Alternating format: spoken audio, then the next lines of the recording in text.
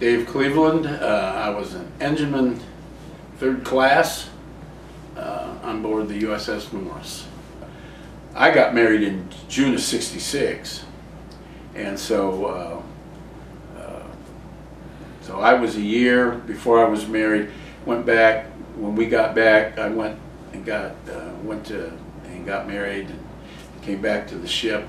They had gone to they did the Newport to Bermuda yacht races, so they guarded for the ships. There was a couple of the other ships out of the squadron that did that, and then we made one trip down to the Caribbean, and we went through the tail end of a hurricane off Cape Hatteras. Now, when they say you're not going to do any work, you're not going to be able to do any work, because you're at your workstation, and unless there's a job to do, nobody does anything. Because I've talked to a couple of guys who are from the up in the surface division, and they said, I seen a 47-degree roll. I said, I didn't think this thing could take over a 39-degree roll. He says, well, I've seen 47.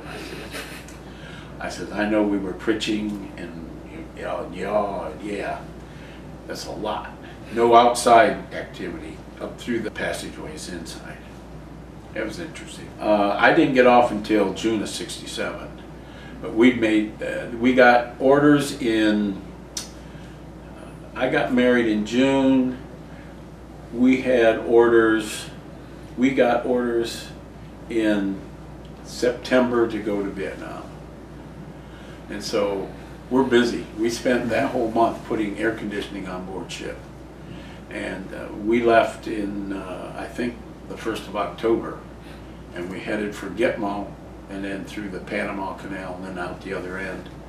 Yeah, that was an interesting trip. Basically, what we were doing, we went in and did harassment fire for the first day. We got into Bung Tau Harbor. We had 119% ammunition on board, and we fired down to 2% 24 hours. And that was a little hard on the old guns. They hadn't been fired like that in quite a while.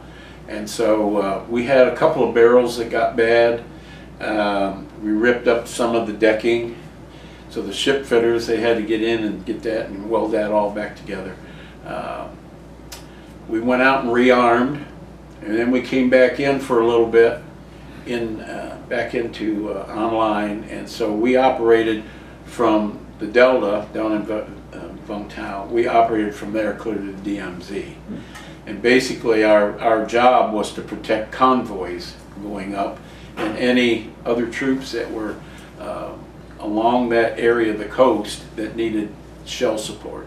We could do pretty good. I think, and I'm pretty sure that we had like about a 7-mile effective range, but we were known we could get it in a little deeper.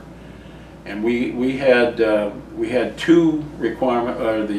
The plane spotter had spotted an ammunition dump, and he gave us the coordinates, and we took that out. Problem was, so the VC say, that was a hospital, but it went up like a Roman candle. But they were known for doing things unusual.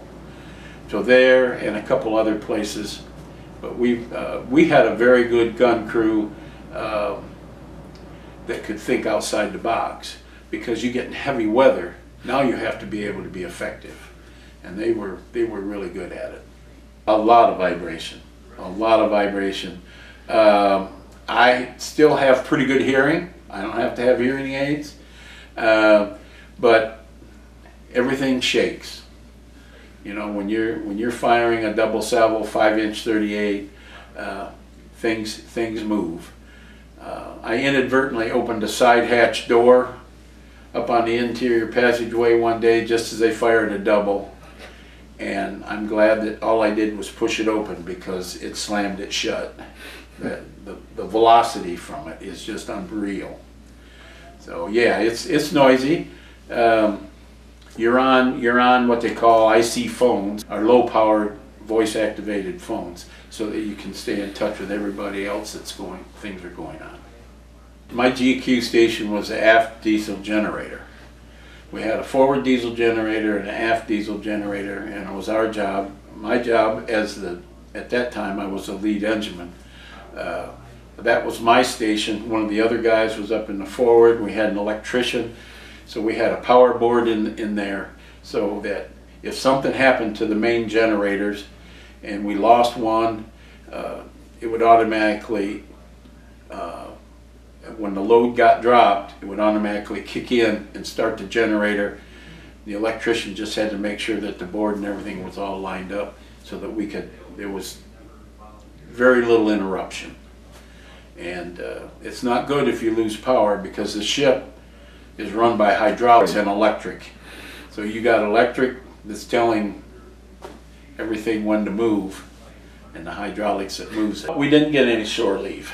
I had the opportunity to go over with the officers and a couple other enlisted guys to Vung Tau. We pulled up next to the pier, or the dock area. They had to go in for something. They weren't there very long, so stood on the dock, and that was a big thing with the VA. You weren't in country. I said, well, I stood on the dock in Vietnam, in Vung Tau. I says, no, I wasn't in the jungle, but I says, I stepped on Vietnam. I know what that's all about. But, it's